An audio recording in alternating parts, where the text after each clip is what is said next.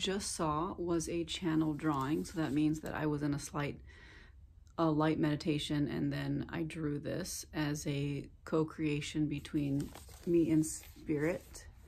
Okay, so I know my camera is a little bit broken, so just work with me here.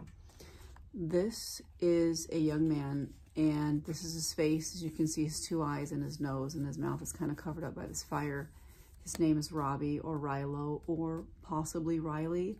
His name could even be something like Robbie Rilo.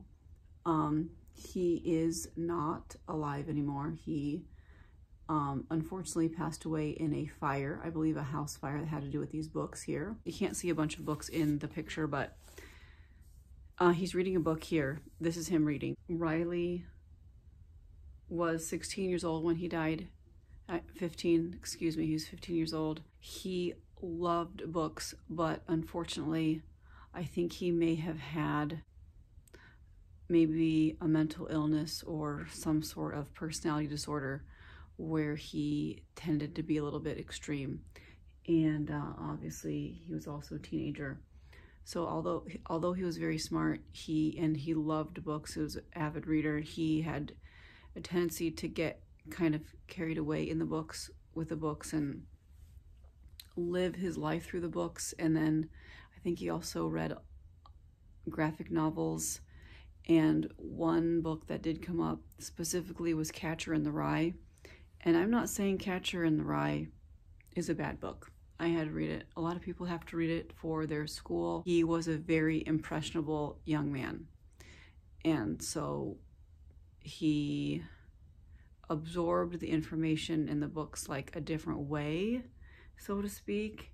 He was addicted to information. He had an addictive personality. He lived in a place called Adelaide. Now, this was not Adelaide, Australia. I thought, I was like, is this Adelaide, Australia?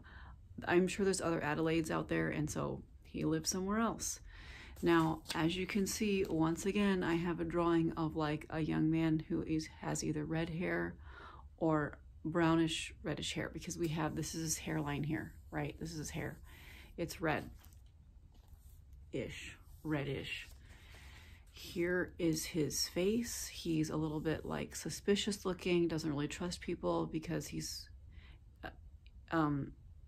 you know, maybe he's a teenager. He might be antisocial at times. It doesn't seem like he had a lot of friends, kept to himself, but he's still passionate. He's passionate about reading. It seems to be like his hands over his eyes, or like this is his hand, and then like this is like another hand, but it's almost like a fire. The shape of like a flame. And then of course his hair, it's like flames. And then these are like actual flames down here. Okay, so this is him reading, like I said. I believe he passed away in a house fire that he may or may not have directly intentionally set, but he did set it. I believe he did set it somehow. This is a tragic story, really. He had very clouded vision and a clouded, ungrounded thought process. So he was really carried away by his thoughts. You know, I love books myself. I love reading, but the books have not like changed my personality in any way. And in this case with this child, the book somehow changed his personality. And maybe it was the subject matter that he was reading. Maybe it's that he was so susceptible and so impressionable as a young man.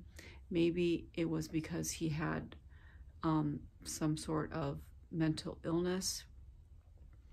Maybe he just didn't trust people around him. Like, look, he looks like he's sussing something out right here, you know? But he's relaxed when he's reading the books in this recliner. You know, there are some people here, but they're not like involved with him. And then also this seems to be like some sort of red monster individual. So maybe it just was like his thoughts created a tulpa, or else he just kind of was under the influence of something that it just kind of made things worse for him. And on the mental plane, on the mental plane. There's a lot of green here.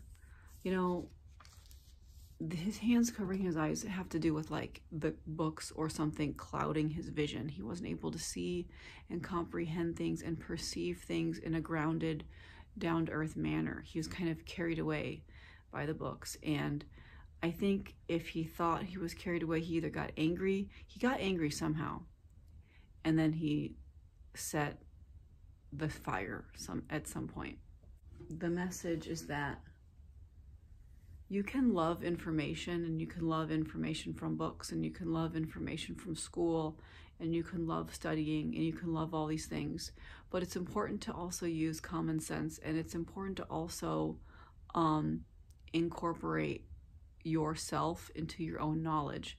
I think that somehow, maybe with the messages that he was given as a young man, this Robbie or Riley character, he kind of didn't have a really sense of who he was, and so he kind of threw that away. He kind of threw away himself and then replaced it by all this information in books. Always approach new information with like what resonates and what doesn't resonate, and don't just take everything you see and read and like forget who you are. You know, even people that have never read books or don't know how to read, completely illiterate, are still very smart, okay? Even people who, you know, are dyslexic and have a really hard time reading, can be extremely smart, because you don't need to read all this literature in order to be educated or find yourself. And this young man, he read so much literature that he lost himself. And I know that kind of sounds extreme, but he had an extreme personality, okay? And he lost it, and the world lost a young man. So, yes, the message is, even though one can read a lot of literature, you still have to keep yourself at the core of all this information overload. Unlike this young man. If anybody out there is interested in a spirit art reading, I will be giving readings this coming Saturday from 10:30 to 3:30 at Halo's Ascension Center at 1309 West Guadalupe Road in Mesa, and I believe that is at the cross streets of Alma School and Guadalupe Road. Yeah, so I'll be back with another spirit art reading before you know it. Bye.